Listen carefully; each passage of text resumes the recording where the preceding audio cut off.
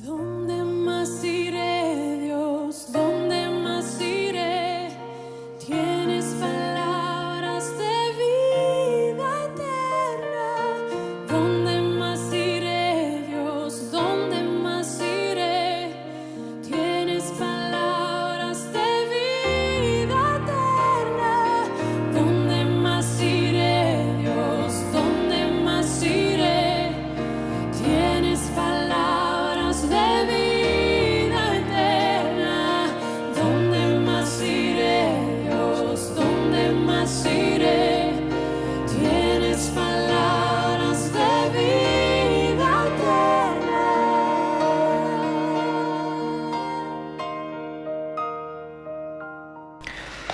Abran la Biblia en Romanos 1. Los que quieren escuchar los sermones anteriores pueden verlo en YouTube. También están subidos en formato MP3, más livianito, al Google Drive. Nos preguntan y le decimos dónde está. Y las copias anteriores los pueden hablar con la hermana Sonia. Aclarado eso, vamos a Romanos capítulo 1. Vamos a leer desde el versículo 1 hasta el 7. Dice así la palabra del Señor.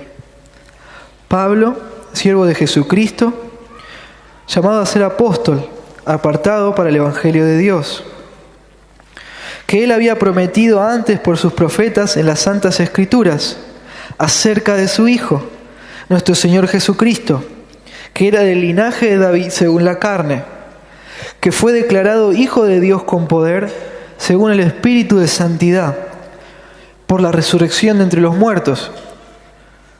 Y hoy vamos a explicar estos 3 versículos que siguen. El 5 en adelante. Y por quién, está hablando del Espíritu Santo, y por quién recibimos la gracia y el apostolado, para la obediencia a la fe en todas las naciones por amor de su nombre, entre las cuales estáis también vosotros, llamados a ser de Jesucristo, a todos los que estáis en Roma, amados de Dios, llamados a ser santos, gracia y paz a vosotros, de Dios nuestro Padre y del Señor Jesucristo. Oramos, Señor,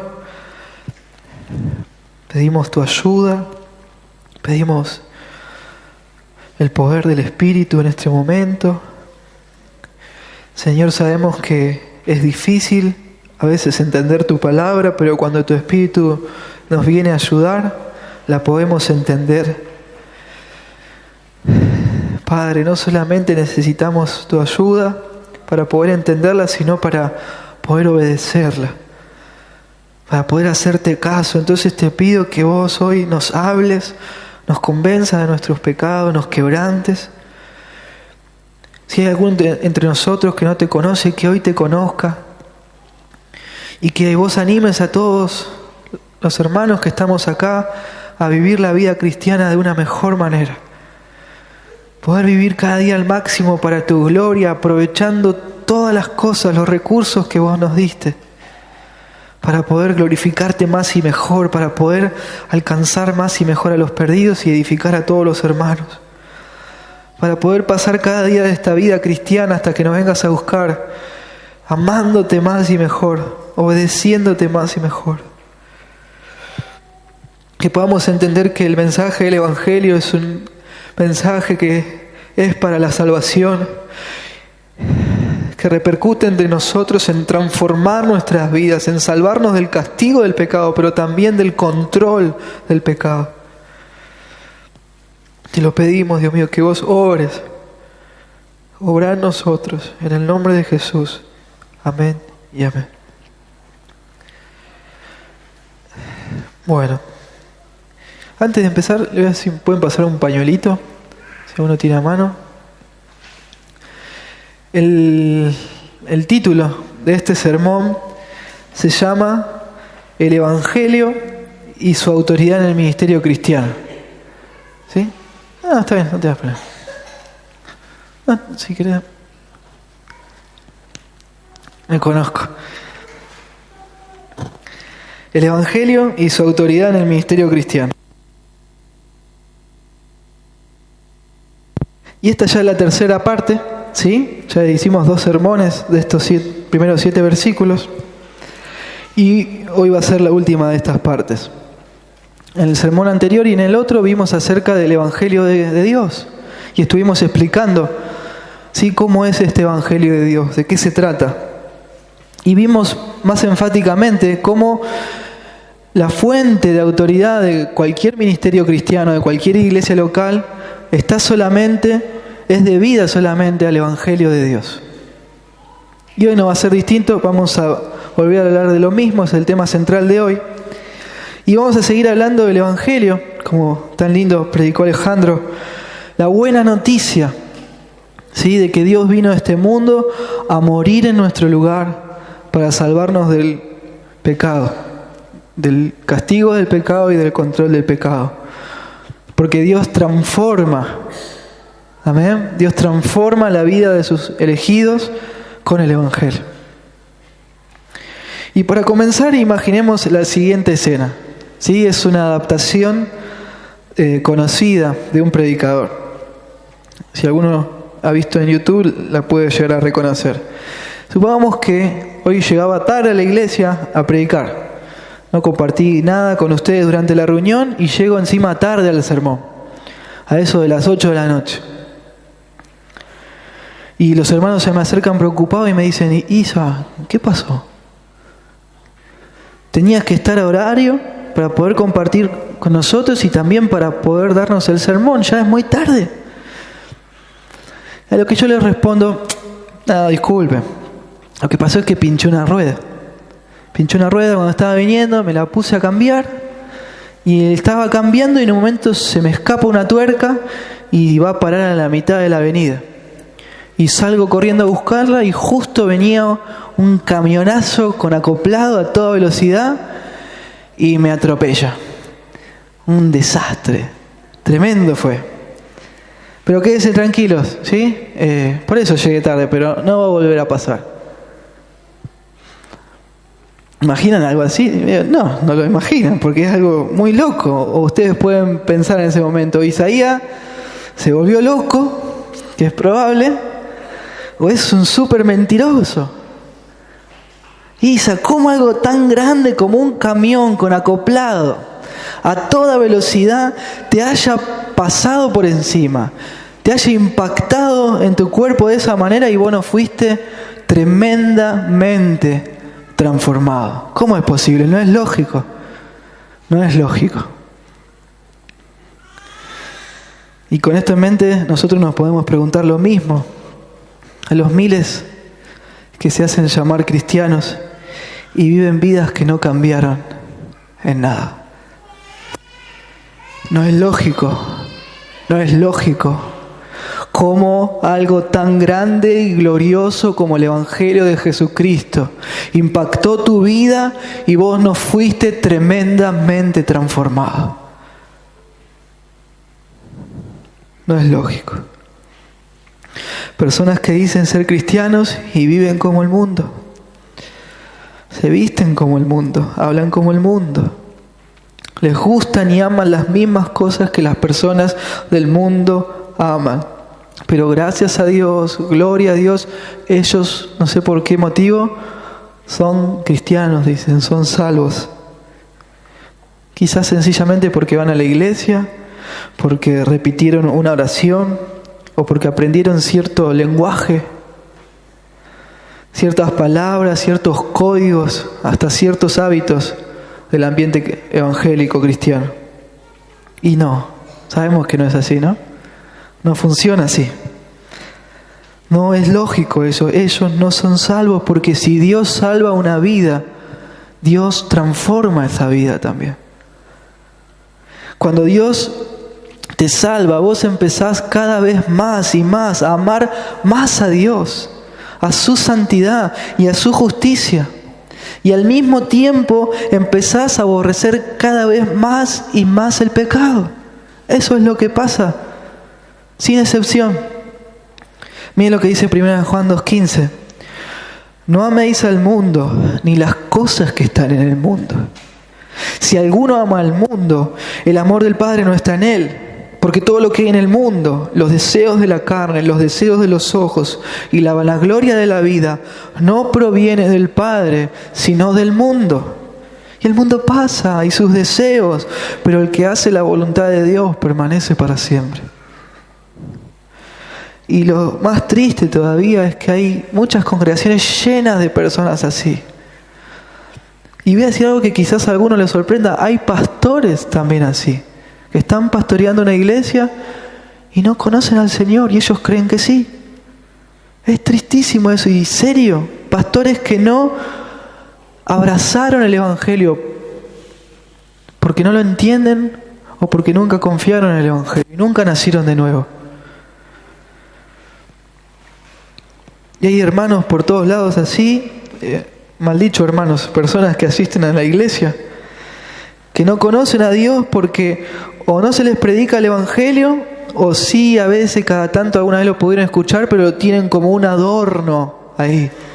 Es algo más de la iglesia, es algo más de la vida cristiana, no es algo crucial para ellos. Y hermanos, nosotros no nos tenemos que equivocar. No. Que Dios nos ayude porque depende de su gracia y de que estemos atentos. El Evangelio verdadero de Dios es eficaz en salvar y transformar a todos los elegidos de Dios. No es que algunos sí y otros no. Recordemos esto también, cuando una congregación pierde el Evangelio, deja de ser iglesia. No importa lo que diga el cartel de la puerta, no importa si tienen programa en la tele, o si tienen programa en la radio, o si están en Facebook o internet. No importa cuán grande sea ese cartel que tienen en la puerta, ellos dejaron de ser iglesia del Señor. Porque la autoridad de cada ministerio cristiano está dada por el Evangelio. Y nada más. Y nada más. Y este va a seguir siendo el tema central de hoy. Hoy vamos a ver la última de las ideas. El Evangelio verdadero da autoridad al ministerio cristiano, ese es nuestro tema. Y el texto nos da 4 razones fundamentales de por qué esto es cierto. Ya vimos las primeras 3. Esto es cierto porque el Evangelio verdadero es portado por los cristianos verdaderos. El Evangelio verdadero también es prometido por el Antiguo Testamento. El Evangelio verdadero está centrado en la persona de Cristo. Y el que vamos a ver hoy, el Evangelio da autoridad al ministerio cristiano porque el Evangelio salva a los elegidos de Dios. Es el medio para salvar a los elegidos de Dios. Podemos resumir brevemente, así rápido, el mensaje central de estos 7 versículos en lo siguiente. El Evangelio verdadero es vivido y predicado por los cristianos verdaderos. Personas santas que viven y predican acerca del mensaje, que no es un mensaje nuevo, un mensaje que fue anunciado y prometido en el Antiguo Testamento. Y este mensaje está completamente centrado en la persona de Cristo. Este Evangelio verdadero es el único medio que Dios usa para salvar del castigo, del control del pecado a aquellos que Él eligió amar con un amor especial y único. Dios transforma a los suyos por medio del Evangelio. En los sermones anteriores vimos que el Evangelio verdadero da autoridad al ministerio cristiano porque los cristianos somos portadores del Evangelio, ya lo dijimos. También vimos que hay autoridad porque este mensaje que predicamos y vivimos no es algo nuevo, no es algo que se le ocurrió a Sergio la semana pasada, ¿sí? O a alguien hace 100 años. Fue anunciado y prometido por los santos profetas de Dios en las Santas Escrituras miles de años atrás, y todas sus promesas que tuvieron el tiempo de cumplimiento efectivamente se cumplieron. Y todas esas promesas hablaban acerca del Salvador, de la persona de Cristo. Y así fue que sucedió. Como Carlito nos explicaba hoy en la apertura, todo lo gestó Dios para que sea como Él había dicho que iba a ser. Por eso el Evangelio, el ministerio cristiano tiene autoridad si se basa en el Evangelio. Sin el Evangelio la iglesia deja de ser iglesia. Sin Cristo el Evangelio no es el Evangelio de Dios. Sería otra cosa. ¿Sí? Otra cosa rara. Y hoy vamos a ver que el ministerio cristiano tiene autoridad, y esa autoridad viene dada por el Evangelio porque este es el medio que Dios usa para salvar a sus elegidos. El Evangelio es el medio que Dios usa para salvar a sus escogidos. Dios salva a los suyos, a aquellos que escogió antes de la fundación del mundo, solo a través del mensaje de la cruz, del mensaje del Evangelio, de la buena noticia de parte de Dios. 1 Corintios 1:21 dice así: pues ya que en la sabiduría de Dios, el mundo no conoció a Dios mediante la sabiduría, agradó a Dios salvar a los creyentes por la locura de la predicación, por el mensaje del Evangelio. ¿Ven? Y es súper interesante notar también, antes de comenzar, esto es la introducción, que Pablo reconoce a las personas que están en Roma y asume que esos son creyentes, que ellos son creyentes. Y todavía, ya estuvimos viendo que no los conocía personalmente, pero él se refiere a ellos como creyentes. Ellos son amados de Dios, vamos a ver en el texto, son llamados eficazmente a ser de Jesucristo, son llamados santos, apartados para Dios, por el solo hecho de que ellos habían abrazado el Evangelio del Señor. Y Él los llama hermanos. ¿Por qué? Porque el Evangelio tiene autoridad divina, la autoridad de Dios, y este debe ser la fuente de autoridad de cada ministerio cristiano, de cada iglesia local. ¿Queremos hacer las cosas bien como iglesia local? La fuente de nuestra autoridad tiene que estar en el Evangelio y nada más. ¿Sí? Vamos a ir entonces a esta última de las razones de por qué el Evangelio da autoridad al ministerio cristiano. Vamos a leer otra vez los versículos 5 al 7. Hablando acerca de la persona y el ministerio del Espíritu Santo, el versículo 5 nos dice: y por quién recibimos la gracia y el apostolado para la obediencia a la fe a todas las naciones por amor de su nombre, entre las cuales estáis también vosotros, llamados a ser de Jesucristo, a todos los que estáis en Roma, amados de Dios, llamados a ser santos. Gracia y paz a vosotros, de Dios nuestro Padre y del Señor Jesucristo. El Evangelio verdadero es el medio que Dios usa para salvar a sus escogidos. El texto nos dice que fue el Espíritu Santo quien operó en nuestra salvación para que nosotros recibiéramos la gracia de Dios. Así dice el texto, ¿no? Y por quién recibimos la gracia. Cristo nos manda a ser discípulos, amén, a todas las naciones, y que nos bauticemos en el nombre de Cristo, en el nombre del Padre y en el nombre del Espíritu Santo. Así dice Mateo 28. Y esto es precioso porque las tres personas de la Trinidad están 100% involucradas y comprometidas en nuestra salvación. Es algo impresionante que nos llena de paz y de expectativa. El Padre salva a las personas gracias a la justicia intachable y al sacrificio sustituto de Cristo. Y lo hace por medio de la obra del Espíritu Santo. ¿Quién es el agente que hace la obra en nosotros para que abramos los ojos? El Espíritu Santo, gracias a lo que Cristo hizo en la cruz. Por orden del Padre. El Espíritu Santo es el que abre los ojos y transforma la vida de cada elegido de Dios. Predicadores del pueblo de Dios, discipuladores, discipuladoras, hermanos, hermanas, nosotros no tenemos el poder en nosotros mismos de salvar a nadie. A nadie. No tenemos esa capacidad.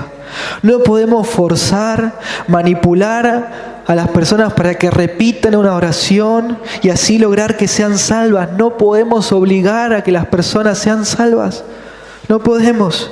El único que tiene la autoridad y el poder para salvar es el Espíritu Santo de Dios. Es el único que puede transformar y abrir los ojos y los corazones de las personas para que ellas puedan reconocer su pecado y su necesidad de un Salvador. El ministerio del Espíritu Santo es el único que puede hacer eso. Sin Él estamos perdidos. El único que puede cambiar el corazón de las personas. Miren lo que dice Juan 16:8.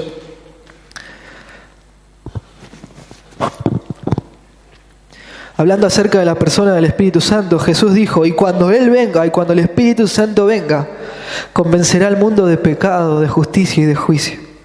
De pecado por cuanto no creen en mí. De justicia por cuanto voy al Padre y no me veréis más. Y de juicio por cuanto el príncipe de este mundo ha sido ya juzgado. Pero cuando venga el Espíritu de verdad, Él os guiará a toda la verdad. Porque no hablará por su propia cuenta, sino que hablará todo lo que oyere y os hará saber todas las cosas que habrán de venir. Cristo dijo, el Espíritu Santo, Él me glorificará, porque tomará de lo mío y os lo hará saber. Tremendo, tremendo.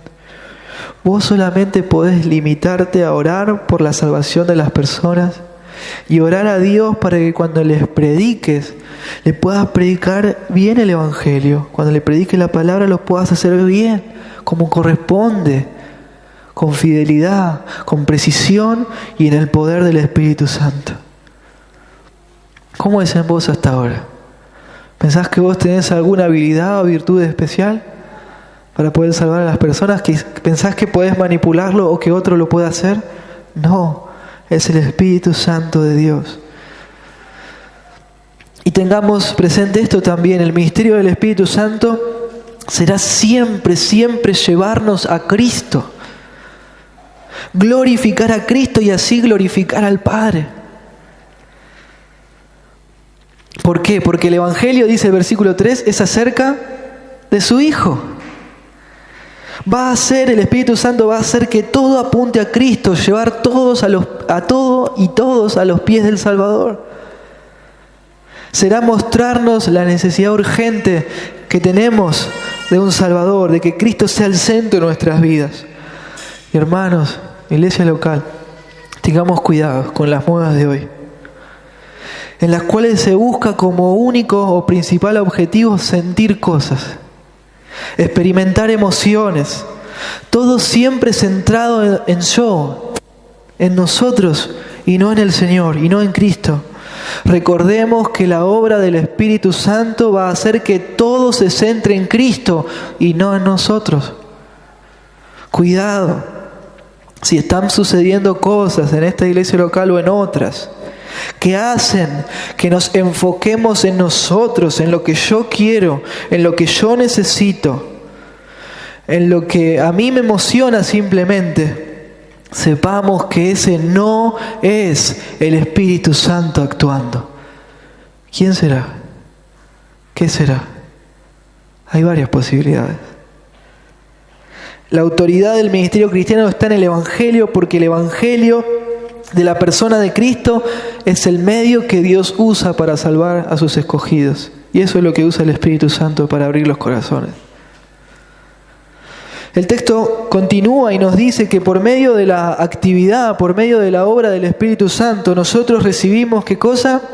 La gracia y el apostolado.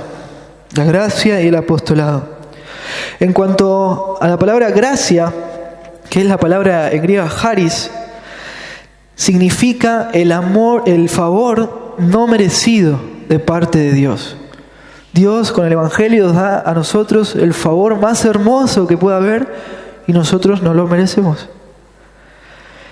Es necesario que entiendas y que aceptes que Dios no te dio tu salvación por venir a la iglesia los domingos, ni por ser miembro de esta iglesia local u otra iglesia local, o por ser una buena persona, o por dar ofrendas de tu dinero, de tu tiempo, porque sirvas a Dios tampoco, porque seas una buena persona moral, mejor que tu vecino, que tu compañero de trabajo, tu compañerito de escuela. Dios no te da la salvación por eso. Tampoco Dios te dio la salvación porque repetiste una oración, o porque un pastor haya orado por vos, o porque vos recibiste un milagro físico de parte de Dios. Tampoco sos salvo porque crees que Dios existe, o porque asentís con tu mente que Jesús es el Hijo de Dios. No, la salvación no viene por ninguna de estas cosas, no viene por algo que vos hacés, sino que viene pura y exclusivamente por la gracia de Dios. La gracia de Dios, el favor no merecido de parte de Dios para con nosotros. por el regalo de Dios que ninguno de nosotros merece, ni un poquito, ni un pelito. Por la gracia de Dios es que sus elegidos son salvos. Punto. Si sos salvo es porque Dios te lo quiso regalar. Y nada más. La única diferencia entre vos que tenés la salvación y el que está afuera quizás y nunca se salve es la gracia de Dios. Hay una canción que dice: maravilloso amor por mí, maravilloso amor por mí, que tu gracia vino a mí. Efesios 2:8 dice la Biblia, que porque por gracia somos salvos por medio de la fe. Y esto no es de nosotros, no es algo que venga de nosotros, es un don de ¿quién? ¿Un regalo de quién? De Dios. No es por obras para que nadie se gloríe. Tremendo. Esto es lo que en teología se conoce como la doctrina de la sola gracia. Solo la gracia de Dios salva. No hay mérito mío, no hay mérito tuyo, no hay mérito de nadie. Solo el favor de Dios. Ni vos, ni nadie, ni yo, nadie merece ser salvo. Dios te salva porque Él quiere regalarte su salvación y ya. Nada más. El texto continúa y nos dice que por la obra del Espíritu Santo recibimos la gracia y el apostolado. Ya estuvimos viendo en los sermones anteriores que ninguno de nosotros puede ser esto al nivel de las personas como Pedro, Pablo y Juan. No podemos tener un apostolado al nivel de ellos, porque ellos fueron enseñados por la persona física, personalmente por el Señor Jesucristo, y ellos recibieron algunos poderes y capacidades especiales para establecer la iglesia cristiana, el cristianismo en el mundo, para fundar la iglesia cristiana. No podemos ser como ellos, pero cada uno de nosotros sí recibió el apostolado. Ser encomendado en el apostolado es ser enviado. Cada uno de nosotros es enviado. Recibimos el mandato de hacer discípulos a donde sea que nos toque estar. Si vos sos un creyente, tenés el mandato dado por Dios de hacer discípulos. ¿Por qué? En parte lo vimos, sos un portador del Evangelio. Tenés que estar, y si sos creyente, tenés que saber que Dios te manda a estar involucrado seriamente en hacer discípulos usando todos tus dones espirituales, tus talentos y tus recursos para salvar a los que sean, edificar a tus hermanos. Un pastor una vez dijo: si estás acá en la tierra todavía, es porque en el cielo ya no hay que hacer discípulos. ¿Sabías eso? Si Dios te deja que estés acá y no te lleva, es porque en el cielo ya no hay que hacer discípulos, y acá sí. Vos recibiste el apostolado para ser discípulos. Todo cristiano está comisionado por Dios para involucrarse seriamente y con compromiso en una iglesia local. ¿Te has comprometido ya con alguna? Porque es solo a través de la iglesia local es que vas a poder hacer discípulos fielmente, porque es el diseño de Dios. Nadie está exento de hacer discípulos, ningún creyente verdadero. Tenés que buscar a alguien que sepa menos que vos y que viva menos que vos. Así vos le podés transmitir lo que vos vivís y sabés. Siempre va a haber alguien que sabe menos que vos y vive menos, siempre. Y también va a haber alguien siempre que sabe más que vos y vive más que vos. Entonces, aprendé de esa persona para poder crecer. Todos estamos llamados a eso. Y también vos te involucrás en el ministerio sirviendo a los demás.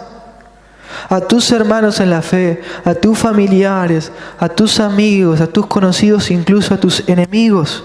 Estás llamado a servir. Si sos creyente, vos no estás buscando todo el tiempo ser servido, sino dar tu vida sirviendo a los que te rodean. Gastás de tu plata, gastás de tu tiempo, gastás de tu vida sirviendo a los demás, porque vos imitás al Señor, que Él vino a este mundo no buscando ser servido, sino para servir y dar su vida en rescate por muchos. Así dice la Biblia. También busquen este texto, Hechos 20:24.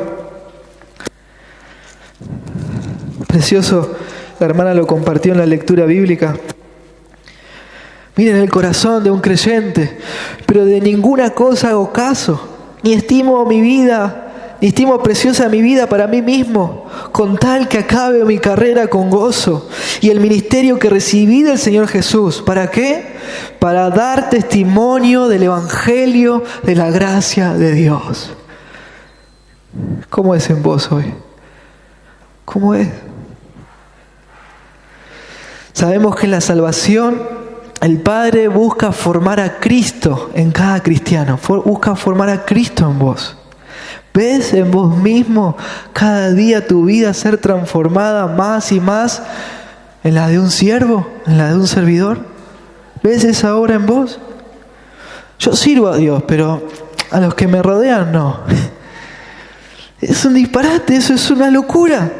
¿Cómo se va a haber hecho realidad el hecho de que sos un siervo si no estás sirviendo todo el tiempo en amor a los que te rodean?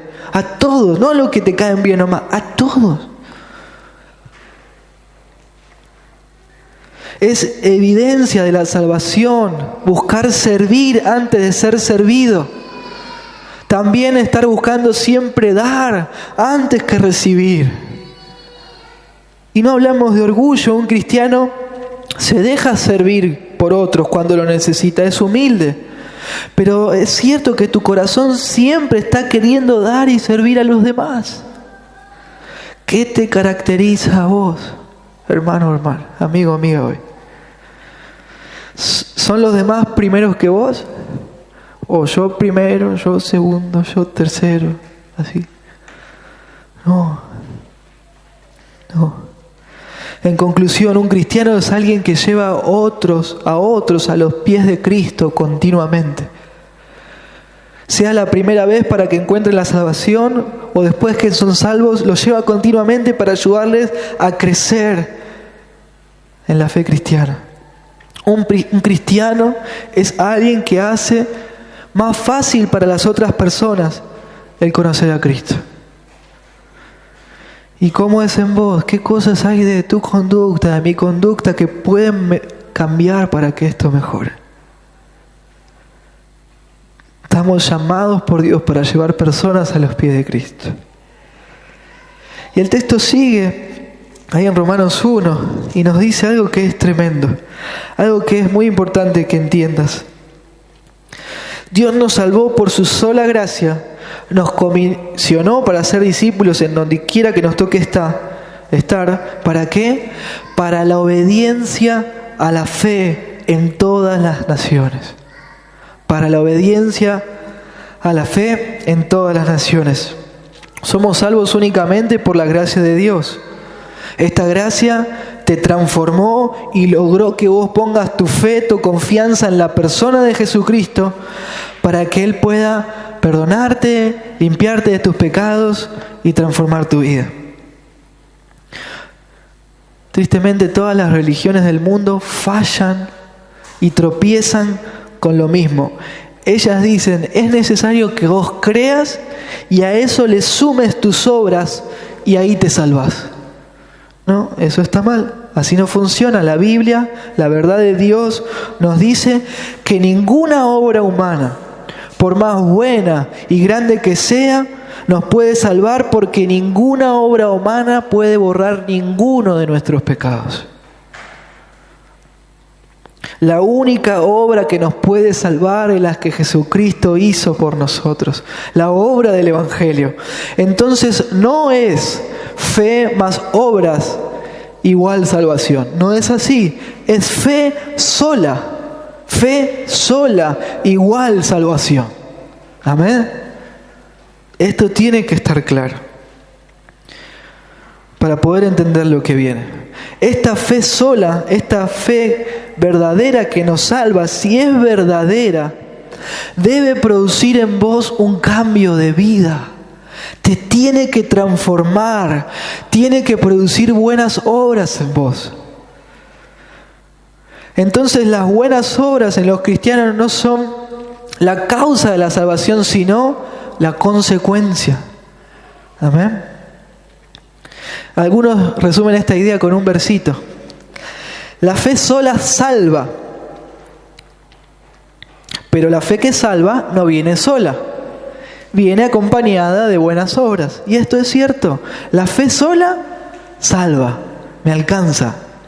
Pero la fe verdadera, la fe que salva, no viene solita, viene acompañada de buenas obras. Y acá está el gran punto del sermón de hoy. Una vida salvada es una vida transformada. Una persona que dice ser salva, pero que vive igual que antes, en realidad no es una persona salva, sino una persona engañada. Y es triste. Alguno podrá decir, Dios me salvó.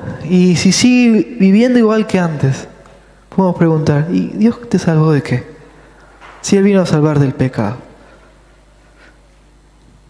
Tremendo. Esa persona se cree salva, pero en realidad no lo es, porque nunca cambió. Nunca cambió. Y se va a ir al infierno, no porque va a perder su salvación, sino porque nunca la tuvo, porque Dios nunca se la dio. La prueba, la evidencia de que esa persona no es salva es que su vida no cambió. Y esto es justamente porque el Evangelio produce un cambio de vida en nosotros. Dejamos de vivir como se nos antoja.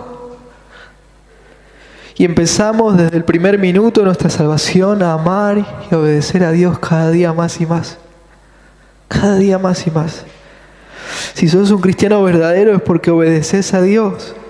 Es porque cada día lo vas conociendo más y más a Él y más a su voluntad. ¿Y dónde está su voluntad? ¿En el aire? ¿Hay una vocecita que me dice su voluntad? No. Está acá, expresada en la Biblia. Y le haces caso a esa voluntad. Juan 8:31. El Señor Jesús les dijo entonces Jesús a los judíos que habían creído en Él: si vosotros permaneciereis en mi palabra, seréis verdaderamente mis discípulos. ¿Ven la condición ahí? Primera de Pedro 1:2 dice que nosotros los cristianos fuimos elegidos según la presciencia de Dios Padre en santificación del Espíritu para obedecer y ser rociados con la sangre de Jesucristo. Gracia y paz sean multiplicadas. El versículo 14 del mismo capítulo de Pedro dice: como hijos obedientes, no os conforméis a los deseos que antes tenías, estando en vuestra ignorancia. Versículo 22 dice: habiendo purificado vuestras almas por la obediencia a la verdad mediante el Espíritu, para amor fraternal no fingido. Amén. Tito 3:8 dice: palabra fiel es esta. O sea, esto es algo que es así. Todos los apóstoles de aquel tiempo estaban de acuerdo con esto. Esto es lo que quiere decir. Y en estas cosas quiero que insistas con firmeza, para que los que creen en Dios, este verbo procuren es muy intenso, procuren ocuparse en buenas obras. Estas cosas son buenas y útiles a los hombres. ¿Ven? Somos salvos, somos transformados para obedecer a Dios. Los creyentes del Antiguo Testamento se caracterizaban por amar y obedecer los mandamientos de Dios. Miren Salmo 119:47. Y me regocijaré en tus mandamientos, los cuales he amado. Versículo 127. Por eso he amado tus mandamientos más que el oro, y más que el oro muy puro. Versículo 167. Mi alma ha guardado tus testimonios, y los he amado en gran manera. ¿Ven?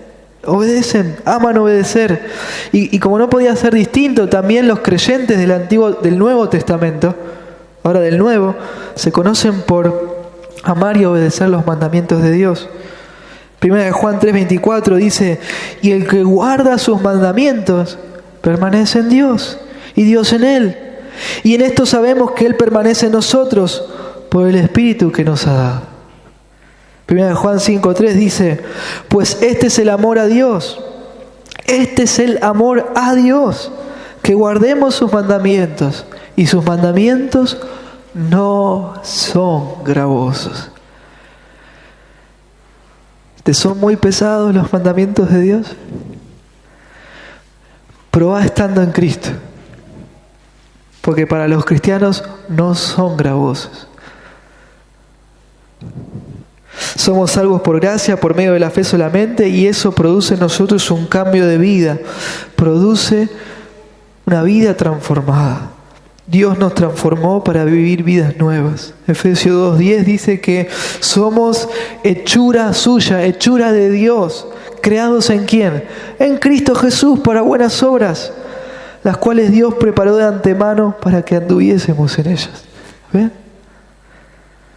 Juan 15:16 dice, no me elegisteis vosotros a mí, sino que yo os elegí a vosotros y os he puesto para que vayáis y llevéis fruto. Fruto es buenas obras, y vuestro fruto permanezca. Tremendo. ¿Cómo es en vos? ¿Ves en tu vida evidencias de la salvación? ¿Sí? Buenísimo. Buenísimo. Dale gracias y gloria a Dios por eso, porque Él lo hizo, Él solito, sin que vos lo ayudes. Porque si vos lo querías ayudar, lo arruinás.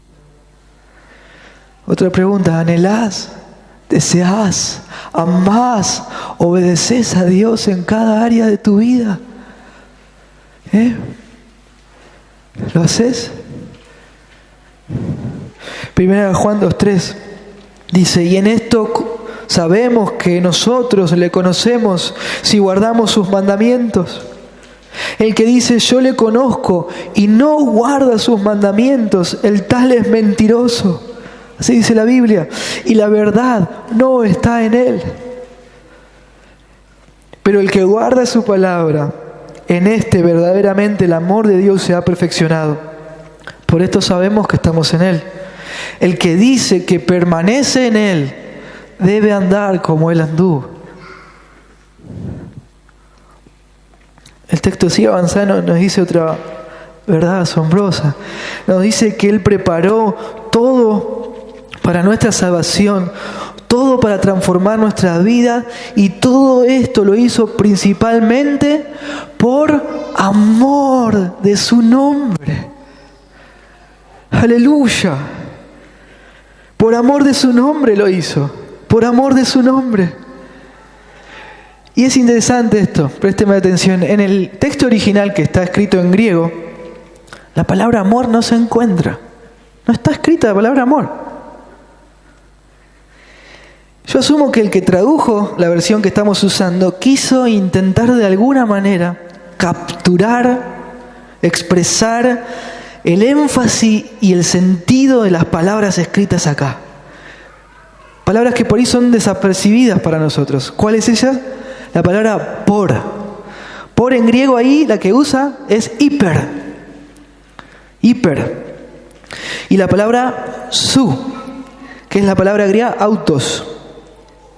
En griego son tremendos, impresionantes. La palabra hiper da el sentido de algo súper intensificado, algo tremendamente intenso, abundante, sublime. Y la palabra autos es también muy enfática también. Y es una expresión de énfasis que quiere decir mismísimo, mismísimo. Si juntamos estas dos ideas, ¿no?, de hiper y autos, por y su, entendemos que Dios salvó por gracia a sus escogidos para que sus vidas sean transformadas, para que su súper grandioso, mismísimo nombre sea glorificado. Lo hizo por su súper grandioso, mismísimo nombre. Aleluya. Isaías 43:6 dice: diré al norte, de acá y al sur, no te detengas, Traten de no distraerse. No te detengas. Trae de lejos a mis hijos y mis hijas de los confines de la tierra. Todos los llamados de mi nombre, para gloria mía los he creado. Los formé y los hice. ¿Para la gloria de quién? De Dios. De Dios. Él llama a los suyos. En Ezequiel 36:22 vemos que el profeta relata la obra del nuevo nacimiento. Ezequiel 36:22 dice: por tanto, di a la casa de Israel, así dicho Jehová el Señor, no lo hago por vosotros, oh casa de Israel, sino por causa de mi santo nombre. ¿Ven? El cual profanasteis vosotros entre las naciones a donde habéis llegado. Y santificaré mi grande nombre, profanado entre las naciones, el cual profanaste vosotros en medio de ellas, y sabrán las naciones que yo soy Jehová. Dice Jehová el Señor, cuando sea santificado en vosotros delante de sus ojos. Y yo os tomaré de las naciones, y os recogeré de todas las tierras, y os traeré a vuestro país. Y acá habla de cómo funciona la obra del Espíritu Santo, del nuevo nacimiento, en lo que el trato que Dios va a tener con Israel, pero también en nosotros los creyentes. ¿Qué hace Dios con los pecadores cuando los salva?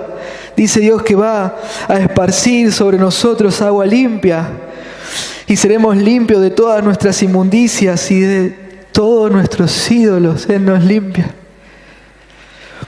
Él dice: os daré corazón nuevo y pondré espíritu nuevo dentro de vosotros, y quitaré de vuestra carne el corazón de piedra y os daré un corazón de carne, y pondré dentro de vosotros mi espíritu, y haré que andéis en mis estatutos y guardéis mis preceptos y los ponga por obra.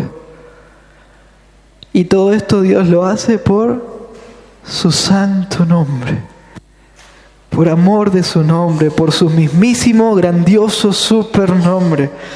Miren lo que habló Jesús antes de ser crucificado. Jesús hablando, ¿no? Orando. Ahora está turbada mi alma.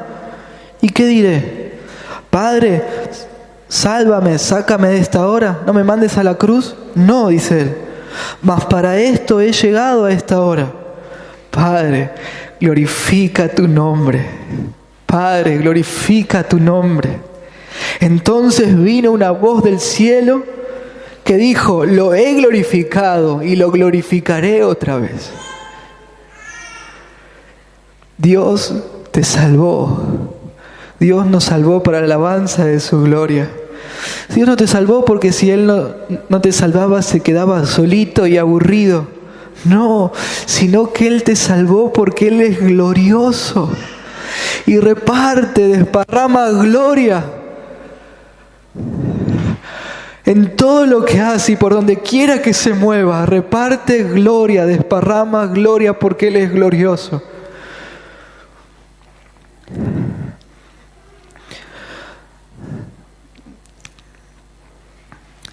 ¿No debemos cuidarnos entonces como iglesia local, jovencita que somos, de incorporar esas modas que ponen al hombre como centro de todo? No nos confundamos nunca, hermanos. Dios es el único que merece toda la gloria. Él es el único digno por quién es Él y por lo que ha hecho en esa cruz. Él no le debe nada a nadie, no te debe nada a vos ni a mí. El Evangelio hace que Cristo sea el centro, no solo de lo que decimos y predicamos, sino también de cómo vivimos. Ahí está la fuente de autoridad de nuestra iglesia local, porque Dios usa el Evangelio como medio para salvar a sus elegidos, que vivan vidas transformadas, que le glorifiquen. El texto prosigue y nos llama, por favor, a los papis, cuidan a los chicos así, no distraen. El texto prosigue y nos dice que nosotros fuimos llamados a ser de Jesucristo. Llamados a ser de Jesucristo. La palabra en griego es para llamados kletos. Y no hace referencia al llamado general que Dios hace a todos los seres humanos para que se arrepientan y vuelvan a Él, sino que en este caso de este versículo hace referencia al llamado eficaz, al llamado infalible que Dios le hace a cada uno de sus elegidos para que vengan a Él y sean salvos sí o sí. Este es el caso en este versículo. Es lo que en teología se conoce como el llamado eficaz, el llamado irresistible. Así que en este caso un sinónimo apropiado para llamados podría bien ser elegidos, escogidos, tranquilamente. El Dios de la Biblia es un Dios que elige, es un Dios selectivo. Todos y cada uno de nosotros odiamos a Dios, todos los seres humanos nos rebelamos contra Él, contra su voluntad. Y elegimos darle la espalda, amar nuestras propias vidas, vivir como se nos antoja y andar en el camino de nuestros propios pecados. Pero Dios, que es tan bueno y amoroso y lleno de gracia, de todos los seres humanos que nos merecíamos ir al infierno a pagar eternamente por nuestros pecados, por nuestro odio hacia Él, por nuestra rebeldía, de esos todos que se iban, Él escogió, Él eligió de todos los seres humanos a un grupo de personas, iguales de pecadoras que el resto, para amarlas con un amor todavía más especial y a estas personas darles esta salvación única y preciosa. ¿Quiénes son estas personas? La iglesia del Señor, los cristianos. Él eligió a sus ovejas, dice la Biblia, antes de la fundación del mundo. Y llegó el día en que Él te llamó a que vos vengas a su presencia, a que vos vivas esa vida eterna que Él ya tenía planeada para vos. Miren lo que dice Efesios 1:4, hablando acerca de Dios, que nos escoge en Cristo y todos los entra en Cristo. Dios el Padre nos escogió en Él, en Cristo, ¿cuándo? Antes de la fundación del mundo, para que fuésemos santos y sin mancha delante de Él. En amor, habiéndonos predestinados para ser adoptados hijos suyos por medio de Jesucristo, según el puro afecto de su voluntad, para alabanza de la gloria de su gracia, con la cual nos hizo aceptos en el amado, en Cristo. Segunda de Timoteo 1:9 dice: quien nos salvó y llamó con llamamiento santo, no conforme a nuestras obras, sino según el propósito suyo y la gracia que nos fue dada en Cristo Jesús antes de los tiempos de los siglos. Segunda de Tesalonicenses 2:13 dice: pero nosotros, hermanos, debemos dar siempre gracias a Dios respecto a vosotros, hermanos amados por el Señor, de que Dios os haya escogido desde el principio para salvación, mediante la santificación por el Espíritu y la fe en la verdad, a la cual os llamó mediante nuestro Evangelio, para alcanzar la gloria de nuestro Señor Jesucristo. ¿Ven? Dios se refiere a vos como llamado, elegido, escogido, que seas de Cristo. El texto nos vuelve a aclarar: Dios nos eligió, nos salvó por su gracia, nos transformó para que vivamos una nueva vida que sigue y obedece a Dios. Él nos bendijo al llamarnos eficazmente a que seamos propiedad de Jesucristo, simplemente porque somos amados de Dios. Dice el versículo 7. Porque somos amados de Dios, simplemente por eso. Nunca le diste, ni yo le di, ni le dimos motivos a Dios para que nos ame, sino todo lo contrario, todo lo contrario. Así todo, Él decidió amarnos con un amor infinito, inagotable, eterno e inigualable. Porque Él es así. 1 Juan 4:10 dice: en esto consiste el amor, no en que nosotros hayamos amado a Dios, sino en que Él nos amó a nosotros y envió a su Hijo en propiciación por nuestros pecados. Tito 3:3 dice, porque nosotros también éramos en otro tiempo insensatos, rebeldes, extraviados, esclavos de concupiscencias y deleites diversos, viviendo en malicia y envidia, aborrecibles y aborreciéndonos unos a otros. Pero, cuando se manifestó la bondad de Dios nuestro Salvador y su amor para con los hombres, nos salvó. No por obras de justicia que nosotros hubiéramos hecho, sino por su misericordia, por el lavamiento de la regeneración y la renovación en el Espíritu Santo. Tremendo versículo. Efesios 2:3 dice algo similar.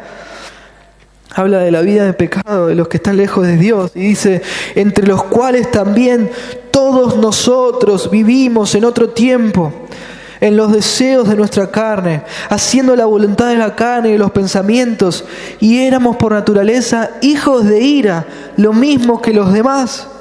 Pero Dios, que es rico en misericordia, por su gran amor con que nos amó, aun estando nosotros muertos en pecado, nos dio vida juntamente con Cristo. Por gracia sois salvos. Hermano, hermana, Dios te ama con un amor tan profundo, tan intenso, que te va a llevar toda la eternidad a poder experimentarlo. Por completo. Romanos 5:5 dice, y la esperanza no avergüenza, porque el amor de Dios ha sido derramado en nuestros corazones por el Espíritu Santo que nos fue dado. Y el texto sigue destacando cosas que ya fueron mencionadas y es precioso. Hace que énfasis en que los elegidos de Dios, los salvados de Dios, las ovejas de Dios, fuimos también llamados a ser santos. Santos. La palabra santo en griego es hagios y significa apartado, separado del pecado y consagrado a Dios, apartado para Dios. Un cristiano verdadero es alguien santo. Uno podrá decir, pero ya, vamos a ver las cosas que yo a veces hago. Peco. Y sí, te creo, porque yo también peco. Y el pastor Sergio también. Y el cristiano más hermoso de este mundo también peca. El apóstol Pablo, que escribió esta carta, también. Pero presta atención a lo siguiente, este es el punto.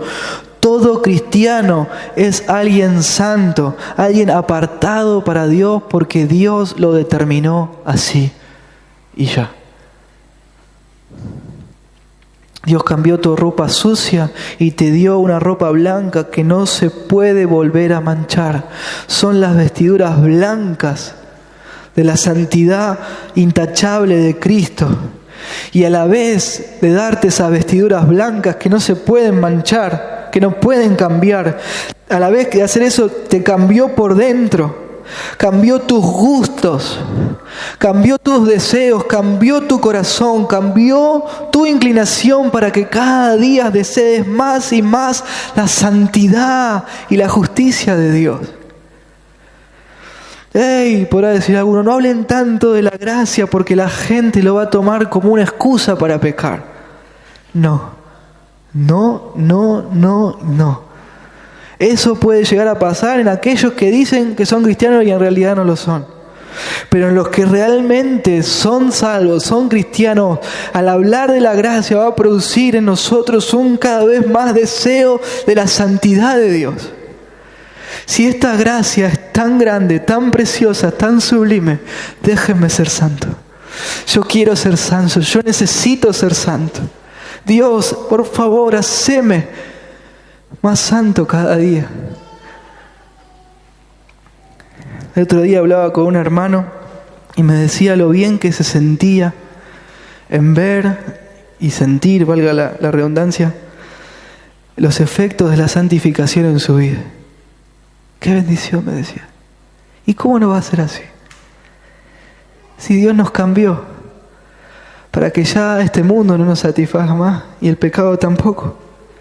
No estamos hechos para este mundo y para este pecado, estamos hechos para Dios y para su santidad. Y solo eso nos satisface, realmente, profundamente, íntimamente. Y vos sabés que es así. Efesios 1:3 dice, bendito, otra vez el texto, bendito sea el Dios y Padre de nuestro Señor Jesucristo, que nos bendijo con toda bendición espiritual en los lugares celestiales en Cristo, según nos escogió en Él antes de la fundación del mundo. ¿Para qué? Para que fuésemos santos y sin mancha delante de Él. 1 Pedro 2:9 dice que los creyentes somos linaje escogido, real sacerdocio, nación santa, pueblo adquirido por Dios, para que anunciéis las virtudes de aquel que os llamó de las tinieblas a su luz admirable. Tremendo. Un nacido de nuevo va a caminar en santidad. Va a tener caídas en el pecado, pero bajo ningún concepto puede vivir en el pecado, practicar el pecado. Un cristiano va a andar habitualmente como Cristo anduvo. Y cada mes, cada año que pase lo va a hacer mejor, no peor. No igual, sino mejor. Uno que dice ser cristiano pero no vive en santidad, tristemente es alguien que no verá al Señor. Los cristianos viven en santidad porque sus vidas fueron transformadas desde su interior. Ellos están para la obediencia a la fe. ¿Y cómo es en vos? ¿Cómo es en vos? 1 Pedro 1:14 dice, como hijos obedientes, no os conforméis a los deseos que antes tenía estando en vuestra ignorancia, sino como aquel que os llamó es santo, sed también vosotros santos en toda vuestra manera de vivir. Porque escrito está, sed santos porque yo soy santo. ¿Por qué tengo que ser santo? Porque Él te pide que vos seas santo porque Él es santo. Y ahora podés hacerlo en el poder del Espíritu Santo. Hebreos 12:14 dice, seguid la paz con todos y la santidad, sin la cual nadie verá al Señor. Para tener paz y seguridad en tu salvación, no te preguntes a vos mismo si estás de acuerdo con que un creyente debe ser santo, debe ser alguien santo, alguien transformado. Tampoco te preguntes si te sentís desafiado y con ganas de llegar a ser alguien transformado. No, la pregunta, hermano, amigo, amiga, es esta. Hoy, ahora, ¿seguís creciendo cada día en tu odio práctico al pecado y al mismo tiempo en tu amor a la justicia y santidad del Señor? No estoy de acuerdo, no me gustaría. ¿Es una realidad en tu vida? Esta es la pregunta que te tenés que hacer. ¿Deseás al Señor? ¿Lo deseás? ¿Deseás al Salvador? La vida eterna se trata de anhelar, desear y efectivamente cada día conocer más y más a Dios para amarlo más y mejor. Y justamente eso empieza desde el momento que el Espíritu Santo regenera, transforma tu corazón, te abre los ojos y te revela a Cristo.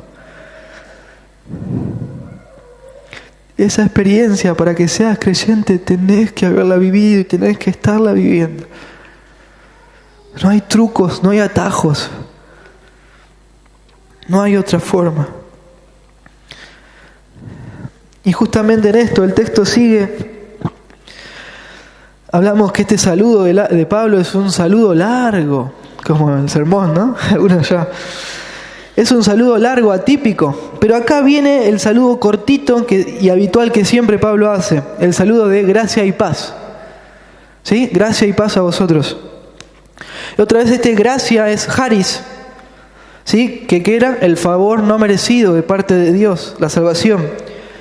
Y para la palabra paz se usa la palabra eirene, que da la idea de una conciencia de reposo, de consuelo, de gozo espiritual por haber sido perdonado por Dios. Es el resultado de haber recibido el favor de Dios, la gracia salvadora de Dios que transforma vidas. Juan 14:27, Jesús decía, la paz os dejo, mi paz os doy. Yo no las doy, os las doy como el mundo la da. no se turbe vuestro corazón y tenga miedo. Cristo es el único que puede darte una paz que el mundo no puede darte, porque Cristo es el único que puede reconciliarte con Dios, con el Padre y consigo mismo. ¿Tenés paz con Dios? ¿Tenés paz? No la paz que tu buena salud o un buen sueldo momentáneamente te pueda estar dando, sino la paz con Dios. ¿Tenés la paz con Dios? Solo Cristo puede dártela. Solo Cristo te la puede dar. Nada más, ni nadie más. No te dejes engañar. Dios ya perdonó tus pecados. Si todavía no estás seguro, no deberías estar buscando otra cosa. Ni deberías estar dejando que el tiempo pase y pase. Vení a Cristo. Él no te va a desamparar. No te va a desamparar. Y Pablo los saluda a los creyentes en Roma y asume que ellos son creyentes porque ellos tienen el Evangelio que transforma vidas. Y por el mismo motivo Pablo reconoce que ellos tienen el mismo Padre. El texto dice que los saluda de parte de Dios nuestro Padre. De Dios nuestro Padre. Ahora en Cristo el diablo ya no es más tu padre. Antes de que conozca a Cristo, tu papá era el diablo. Pero ahora en Cristo ya no lo es más, sino que el mismísimo Dios es tu Padre. Y esto es tremendo. Deberíamos hacer pausas cuando se dicen estas cosas y adorar a Dios. Es algo que nos tiene que hacer maravillar, regocijar. Dios es nuestro Padre. Y eso nos da paz y gozo como un río. Dios es tu Padre, que te ama, te cuida, te protege, te enseña, te confronta, te corrige, te guía, te disciplina con amor, te anima, te alienta. Tremendo, Dios es tu Padre. Primera Juan 3:1 dice: mirá cuál amor nos ha dado el Padre para que seamos llamados hijos de Dios. Efesios 2:18 dice: porque por medio de Él, o sea de Cristo, los unos y los otros tenemos entrada por un mismo Espíritu al Padre, a nuestro Padre. Dios es nuestro Padre simplemente porque Él quiso ser nuestro Padre y mandó a Cristo para salvarnos y transformarnos. Por eso, ahora tu vida nueva muestra que Él es nuestro Padre. Mateo 12:50 dice: porque todo aquel que hace la voluntad de mi Padre que está en los cielos, Cristo hablando, ¿no? Este es mi hermano y hermana y madre. ¿Ve? Todo aquel que hace la voluntad del Padre. Mateo 5:16 dice: así alumbre vuestra luz delante de los hombres, para que vean vuestras buenas obras y glorifiquen a vuestro Padre que está en los cielos. Y tened cuidado, amigo, amiga. No llames a Dios Padre si no le obedeces. Si vivís tu vida según tu propio criterio, no llames a Dios Padre, porque no lo es. Juan 8:19 dice: ellos le dijeron, los fariseos, a Jesús: ¿dónde está tu Padre? Respondió Jesús: ni a mí me conocéis, ni a mi Padre. Si a mí me conocierais, también a mi Padre conocerías. Versículo 44. Vosotros sois de vuestro padre el diablo, y los deseos de vuestro padre queréis hacer. Él ha sido homicida desde el principio y no ha permanecido en la verdad, porque no hay verdad en él. Cuando habla mentira, de lo suyo habla, porque es mentiroso y padre de mentira. El 47. El que es de Dios, las palabras de Dios oye. Por esto no la oís vosotros, porque no sois de Dios. Tremendo. Mateo 15:13. Respondiendo el Señor: toda planta que no plantó mi Padre celestial será desarraigada. Vení a Cristo, no lo pospongas más. Él te llama a que vos puedas pertenecer a su familia. Y el texto vuelve a hacer énfasis en lo mismo. Los elegidos, los salvos, tenemos a Dios como nuestro Padre y tenemos al Hijo de Dios como nuestro Señor Jesucristo. Nuestro Señor Jesucristo. La palabra de Dios en griego es Kyrios. Y ya terminamos, Era una palabra tan especial que se usaba para referirse al César en aquella época, al emperador romano. La gente de aquel tiempo decían, César es el Kyrios, César es el Señor. Y los cristianos decían, no, Cristo es el Señor. Y eso muchas veces les costaba su vida, porque no solamente lo decían de boquita afuera, para afuera nomás, sino que lo demostraban con sus vidas transformadas. La palabra Kyrios hace referencia a alguien que ejerce el poder absoluto. Kyrios, Señor, significa soberano, supremo, amo, dueño, controlador. Y hoy, ¿tu vida refleja que Jesucristo es tu Señor? Amo, dueño, soberano, controlador, alguien que tiene el poder absoluto sobre vos. Mateo 7:21 dice, no todo aquel que me dice Señor, Señor, entrará en el reino de los cielos, sino el que hace la voluntad de mi Padre que está en los cielos, aquel que obedece a la fe. Muchos me dirán en aquel día, Señor, Señor, ¿no profetizamos en tu nombre y en tu nombre echamos fuera demonios y en tu nombre hicimos muchos milagros?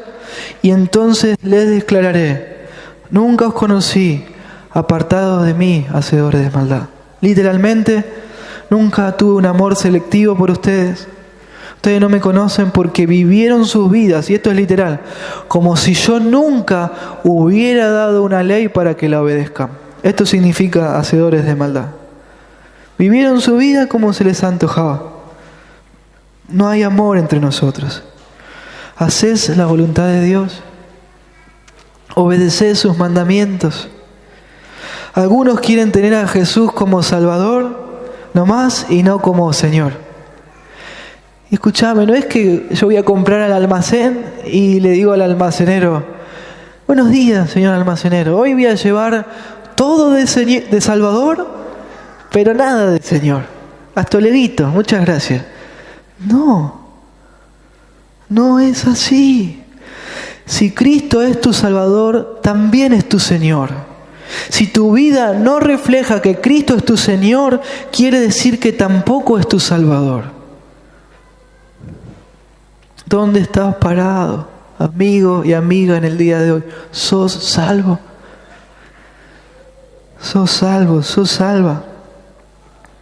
Iglesia del Señor, ¿cuál es la autoridad de esta iglesia local?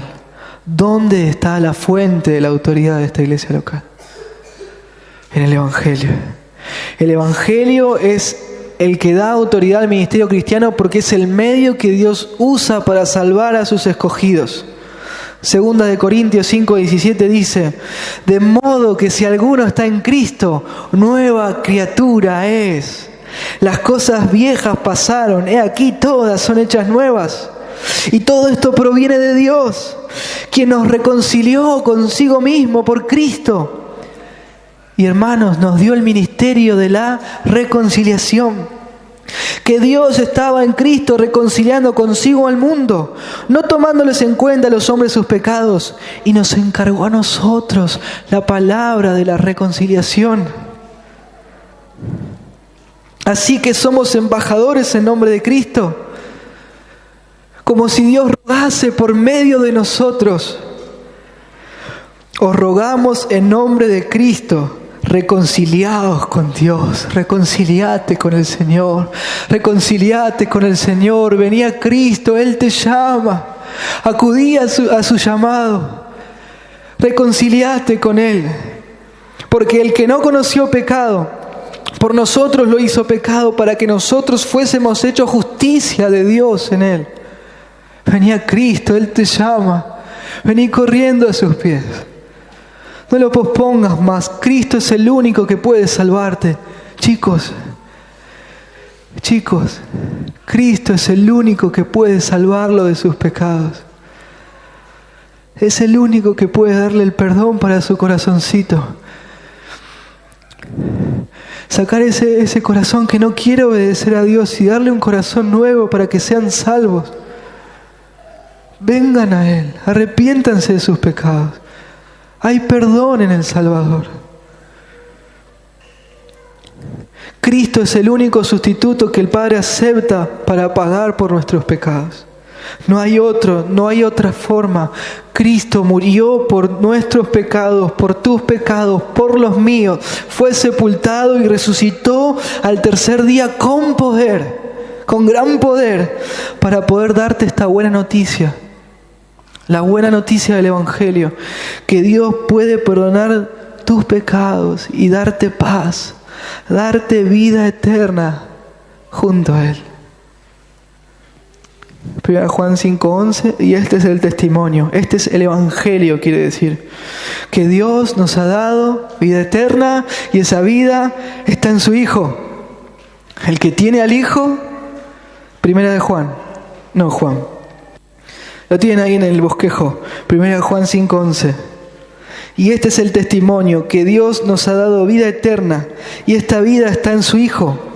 El que tiene al Hijo, tiene la vida. El que no tiene al Hijo, no tiene la vida. Oremos al Señor.